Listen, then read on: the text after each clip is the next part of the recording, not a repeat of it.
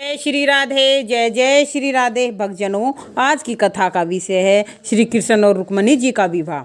विदर्भ देश का स्वामी महायशस्वी भीषक नाम राजा था। उसके 5 पुत्र, सुंदर मुख वाली एक कन्या थी। सबसे बड़ा पुत्र रुकम, इससे छोटा रुकमरथ, रुकम बाहु, रुकम केश और रुकम माली, ये 5 पुत्र थे। इन 5 की एक बहन सुंदर गुणों वाली पतिव्रता रुक्मणी थी। एक दिन घर में आए हुए देव ऋषि नारद के मुखारविंद से श्री कृष्ण भगवान के गुणों को सुनकर रुक्मणी जी ने श्री कृष्ण को अपने समान जानकर विवाह करने के अर्थ मन में प्रतिज्ञा की। और इधर श्री कृष्ण भगवान ने रुक्मणी जी को बुद्धि, लक्षण, उदारता, रूप, शील और गुण इनमें अपने समान स्त्री जानकर मन में उसके साथ विवाह करने का विचार किया। हे परीक्षित, रुक्मणी जी के माता पिता, भाई आदि सबकी यह इच्छा थी कि इसका विवाह श्री रुक्मणी जी से करेंगे, परंतु श्री कृष्ण के द्वेषी रुकम ने कहा, मैं अपनी बहन का विवाह श्री कृष्ण से नहीं होने दूंगा। इसके योग्य वर तो राजा शिशुपाल है। जब रुक्मणी ने अपने भाई का यह निश्चय सुना, तब वह अत्यंत उदास होकर उसी समय एक ब्राह्मण को बुलाकर श्री कृष्ण जी के लिए एक पत्र लिखा और ब्राह्मण को द्वारिकापुरी भेजा। वह ब्राह्मण द्वारिकापुरी पहुंचा। वहाँ द्वारपालों ने उसको उसी समय अंदर पहुंचाया। पहुंचते ही उसने स्वर्ण के सिंहासन पर विराजमान श्री कृष्ण भगवान के दर्शन किए और श्री कृष्ण जी ने उस ब्राह्मण को देखते ही सिंहासन पर बिठाया, जैसे कोई अपने देवता की पूजा करता है। उसी प्रकार पूजा करने लगे। हे राजन, जब ब्राह्मण भोजन कर चुका और मार्ग की थकावट दूर हो गई, तब भगवान ने अपने सुंदर हाथों से ब्राह्मण के चरण दबाते हुए यह पूछा कि हे द्विजवर, समुद्र पार आप जिस कार्य के निमित्त यहाँ पधारे हो, कार्य गुप्त न हो तो बताने की कृपया करें, जिससे उस कार्य को करने का उपाय किया जाए। तब ब्राह्मण ने सारी बात बता दी। उस रुक्मणी जी ने एकांत में लिखकर जो प्रेम रंगरती भेजी है, वह खोलकर श्री कृष्ण भगवान को दिखाई। तब भगवान ने ब्राह्मण को कहा कि आप ही पढ़िए। यह सुनकर ब्राह्मण ने रुक्मणी जी की पत्री श्री कृष्ण भगवान को सुनाने लगे। उसमें लिखा था, हे अच्युत, जिससे सुनने वाले लोगों के कानों के छिद्र द्वारा हृदय में प्रवेश कर संताप दूर करने वाले आपके गुण और दृष्टि वालों की दृष्टि के संपूर्ण मनोकामनाओं का लाभ रूप आपका स्वरूप सुना है। तभी से मेरा मन लाज छोड़कर आप में ही लग रहा है। लोक रीति से कुलवती कन्याओं को ऐसा चाहिए, परंतु हे मुचुकुंद, रूप, गुण, धीरज, उदारता वाली ऐसी कौन सी कन्या होगी जो आपका अपना पति अंगीकार न करे। इस कारण मैंने अपना पति आपको स्वीकार कर लिया है। अब आप मुझको अपनी दासी बनाओ। हे स्मर्त, मैं भाग हूँ, जैसे सिंह का भाग सियार नहीं छीन सकता, ऐसे शिशुपाल आकर मुझको स्पर्श न करे।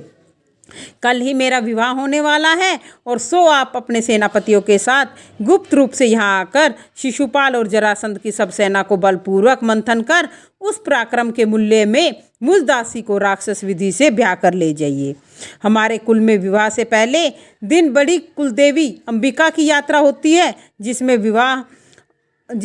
विवाह होने वाली नववधु कन्या को पार्वती जी के पूजन व दर्शन करने के निमित्त बाहर जाना पड़ता है। उस समय आप अंबिका जी के मंदिर में आकर हमको हर लेना। यदि मुझ पर कृपा नहीं करोगे तो मैं व्रत करके अपने प्राणों का परित्याग कर दूंगी। इस प्रकार पत्री सुनकर ब्राह्मण कहने लगे, हे द्वारिकानाथ, यह गुप्त संदेश लेकर मैं आया हूँ, सो आप विचार कर ले, जो करना है सो करें, क्योंकि इस कार्य में विलंब नहीं करना चाहिए।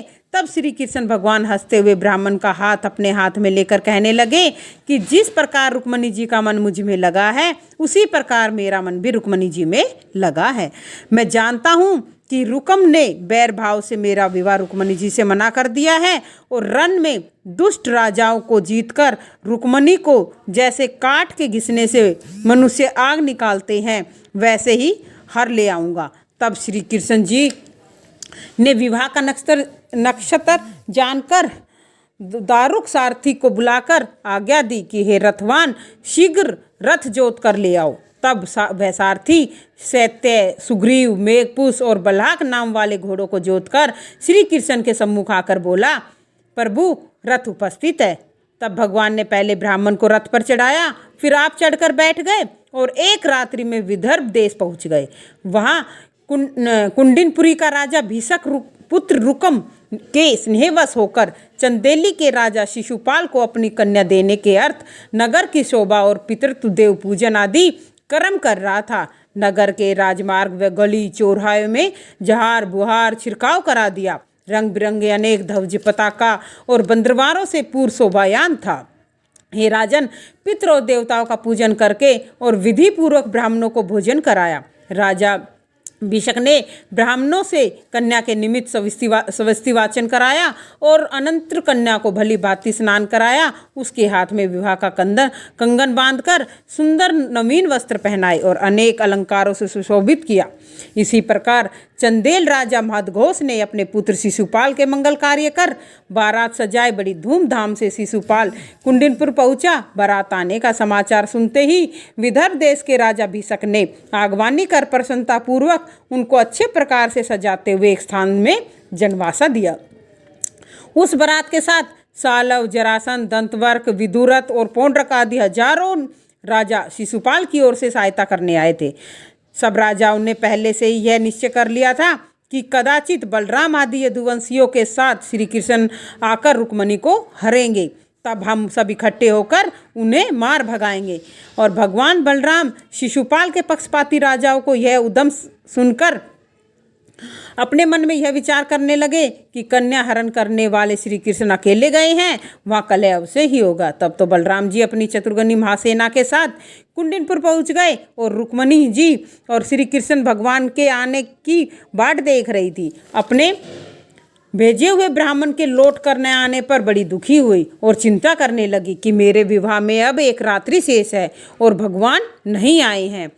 तभी रुक्मणी जी के बाएं अंग फड़कने लगे। इधर सुबह होते ही श्री कृष्ण ने ब्राह्मण को भेजा कि आप रुक्मणी जी के पास जाओ और हमारा आने का समाचार बताओ। तब ब्राह्मण ने जाकर रुक्मणी जी को सब बताया और कि भगवान आपको लेने आए हैं। तब रुक्मणी जी बहुत खुश हुई। राजा भिषक ने अपनी कन्या का विवाह उत्सव देखने के लिए आए श्री कृष्ण और बलराम जी की भी पूजा की और उनका स्वागत किया।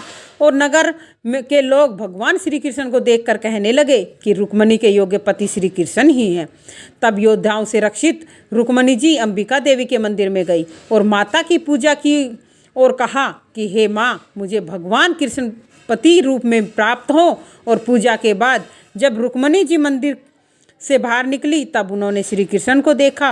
तब भगवान ने अपने हाथ पकड़कर रुक्मणी जी को रथ पर चढ़ाया और वहाँ से इस प्रकार निकले जैसे सियारों के झुंड में से अपना भाग लेकर सिंह निर्भय होकर चल देता है। तब तो शिशुपाल के साथ आए सब राजा सेना ले कृष्ण भगवान के पीछे दौड़े।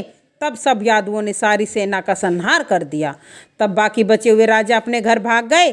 तब श्री कृष्ण का देशी रुकम अपनी बहन रुक्मणी को हरा जानकर श्री कृष्ण के पीछे दौड़े और श्री कृष्ण के पास पहुँचे और फिर 3 बाण मारे। तब भगवान ने उसके सारे अस्त्र शस्त्र अपने बाणों से काट दिए। फिर अपनी तलवार से रुकम को मारने लगे। तब रुक्मणी जी भाई के प्राणों को बचाने के लिए श्री कृष्ण के चरणों में गिर पड़ी और उनकी रक्षा की प्रार्थना करने लगी।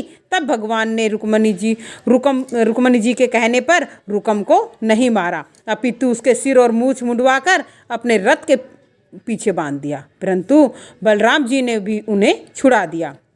इस प्रकार श्री कृष्ण जी ने रुक्मणी जी को द्वारिकापुरी ले आए और वहाँ विधि पूर्वक विवाह किया। बोलो कृष्ण भगवान की जय हो, रुक्मणी मैया की जय हो।